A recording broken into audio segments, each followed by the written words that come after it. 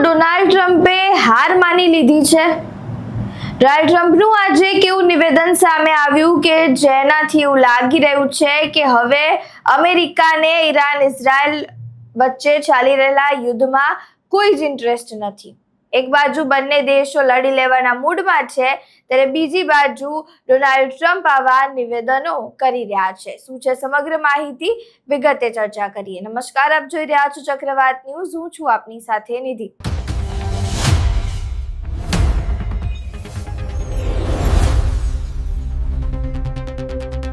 છેલ્લા ઘણા સમયથી ઈરાન ઇઝરાયલ વચ્ચે યુદ્ધ ચાલી રહ્યું છે, જેનાથી આખા વિશ્વમાં ક્યાંક ને ક્યાંક તેની અસરો જોવા મળી રહી છે। ઈરાન ઇઝરાયલ વચ્ચે ચાલી રહેલા યુદ્ધના કારણે અત્યારે જે બંને દેશોના લોકો છે, જે બંને દેશોના લીડર્સ છે, તે પણ તણાવની સ્થિતિમાં જોવા મળી રહ્યા છે।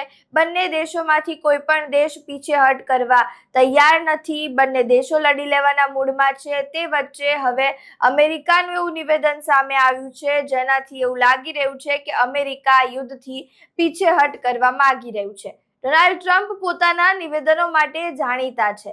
રોજ સવાર પડે છે ભારતમાં કે તેમનું નિવેદન એક સામે આવેલું હોય છે।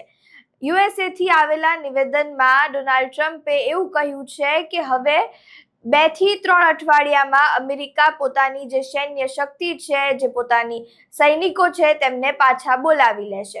હવે અહીંયાથી એક તરફથી તો એવું લાગે કે ડોનાલ્ડ ટ્રમ્પ હવે આ જે યુદ્ધ છે તેનાથી હાર માનીને પીછેહટ થઈને પોતાની જે સૈન્ય શક્તિ છે તેને પાછા બોલાવી રહ્યા છે, પરંતુ આના પાછળના તેઓ કારણ પણ આપી રહ્યા છે। ડોનાલ્ડ ટ્રમ્પ એવું કહી રહ્યા છે કે જે એમનું મોટિવ હતું યુએસએનું, અને ખાસ કરીને ડોનાલ્ડ ટ્રમ્પનું જે મોટિવ હતું કે ન્યુક્લિયર પાવર ઈરાન જોડે ના હોવો જોઈએ, જે નથી એ લોકો જોડે। હવે એમનો જે મોટિવ છે તે પૂરો થઈ ચૂક્યો છે।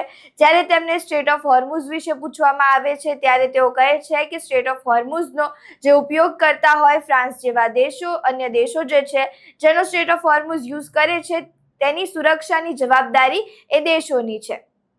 ત્યારબાદ જે સત્તા પલટની વાત કરવામાં આવે છે, ત્યારે ડોનાલ્ડ ટ્રમ્પ એવું કહે છે કે ત્યાંના જે ઈરાનમાં હવે નવા નેતાઓ આવી ચૂક્યા છે કે જે ખૂબ જ સારા છે, જૂના નેતાઓ હટી ચૂક્યા છે। કહી શકાય કે અમેરિકાએ ઈરાનની સત્તા પલટ કરવામાં મદદ કરી છે, તેવું ડોનાલ્ડ ટ્રમ્પ કહી રહ્યા છે। હવે ડોનાલ્ડ ટ્રમ્પ વધુમાં શું કહી રહ્યા છે તે સાંભળો। We knocked out, excuse me? Pardon interrupting. The U.S. will be gone or done with the war in 2 I or 3 think we're weeks? 2 or 3 weeks. Not 3 weeks. If it is We'll 3 leave weeks, because then it will there's be no past reason the for us to do this. deadline. Look, problem with the Strait, a guy can take a mine, drop it in the water, and say, oh, it's unsafe. It's not like you're taking out an army or you're taking out a country or they can drop it. Or you can take a machine gun from the shore and shoot a few bullets at a ship. Or maybe an over-the-shoulder missile, small missiles.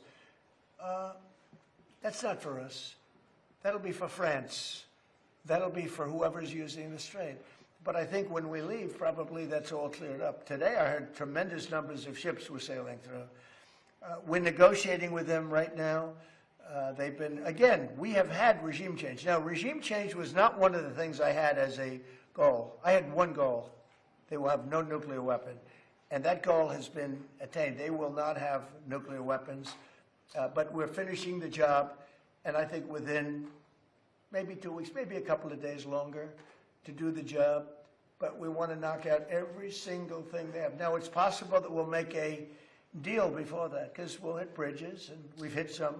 We'll hit some bridges. We've got a couple of nice bridges in mind. But if they come to the table, that'll be good. But it doesn't matter whether they come or not. We've set them back. It'll take 15 to 20 years for them to rebuild what we've done to them. They have no Navy. They have no military. They have no Air Force. They have no telecommunications. They have no anti-aircraft systems. They have no leaders. You know, their leaders are all gone. That's why we have regime change. We have nice new leaders. Peter? Thank you, President Trump. You talked about how the ballroom. ટૂંકમાં અહીંયા Donald Trump એવું કહેવા માંગે છે કે તેમને ઈરાનમાં સત્તા પલટ કરી દીધી છે।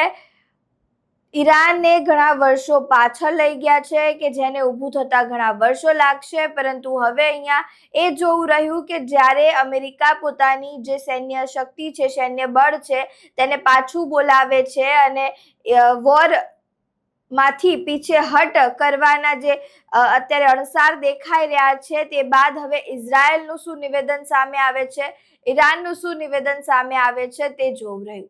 આ સમગ્ર મામલે તમારું શું માનવું છે? તમારા મંતવ્યો અમને કમેન્ટ બોક્સમાં જરૂરથી જણાવજો.